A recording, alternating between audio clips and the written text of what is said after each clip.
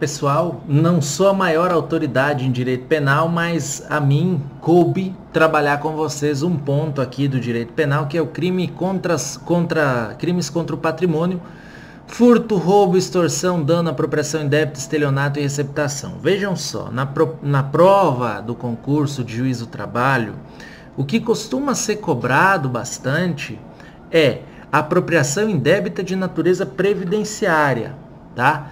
Esses crimes contra o patrimônio, se a banca cobrar, normalmente ela fica com o furto. Alguma jurisprudência recente do STJ, né? Furto mediante fraude, utilização de chave falsa, outras questões dessa natureza eu já vi. Mas como a nossa intersecção aqui deve ser com a segunda fase e com a fase de sentença, eu quero trabalhar um ponto com vocês, que é o ponto do dano causado pelo empregado e o ponto do furto causado pelo empregado, os dois trabalhados dentro da dinâmica da justa causa. E aí o 462 da CLT, no parágrafo 1º, ele fala o seguinte, ó: em caso de dano causado pelo empregado, o desconto será lícito, desde que essa possibilidade tenha sido acordada. Primeira ressalva, eu posso fazer desconto por algum dano que o empregado me cometeu? Posso. Praticou contra mim, perdão? Posso.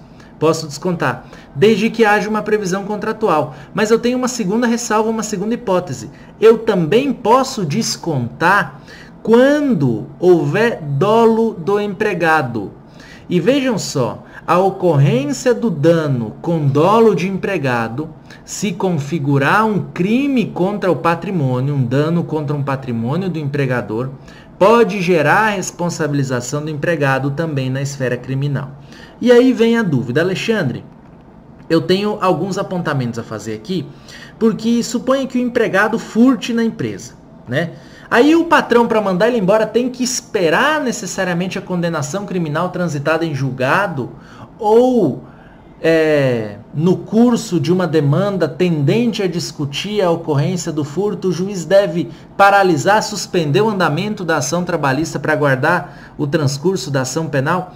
E aí vejam só, o 482D da CLT fala que constitui justa causa para rescisão do contrato a condenação criminal do empregado passada em julgado, caso não tenha havido suspensão da execução da pena ou sursi.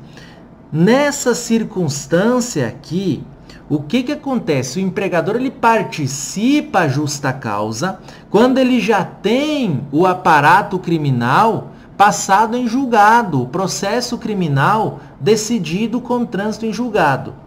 Ele não vai aplicar a justa causa para esperar o trânsito em julgado. Alexandre, então, o patrão ele fica refém do empregado que pratica um crime contra o patrimônio da empresa, exemplo de um furto ou de um roubo? Não, ele não fica refém, porque ele pode enquadrar essa justa causa no item A, que é ato de improbidade, 482A, constitui motivo para justa causa por parte do empregador a ato de improbidade praticado pelo empregado, 482A. Nessa situação aqui, nessa circunstância aqui, o que eu devo observar? Há uma demanda tendente a desvirtuar ou desconstituir justa causa aplicada pelo empregador. O trabalhador ajuiza essa demanda, porque a justa causa não precisa de ação judicial, né? Salvo inquérito judicial para apuração de falta grave, mas fora isso, o empregado nem com trabalhador estável, né, gestante, enfim, salvo dirigente sindical, precisa ajuizar inquérito judicial, basta que ele participe à justa causa. Mas aí o trabalhador recebe uma justa causa por ato de improbidade mediante a alegação de que praticou furto contra o empregador. Como que ele vai se defender nessa situação? Como que ele vai se defender nessa circunstância aqui? Ele vai tentar desconstituir e o ônus da prova, nesse caso, é do empregador e não é do empregado. Ou seja, a partir do momento que o trabalhador alega justa causa em juízo, o empregador tem que apresentar a defesa indireta falando, olha, realmente a justa causa foi aplicada, mas eu tenho aqui um fato impeditivo do direito do autor, que é verdadeiramente a justa causa que lhe foi aplicada e foi aplicada de maneira justa porque ele furtou na empresa.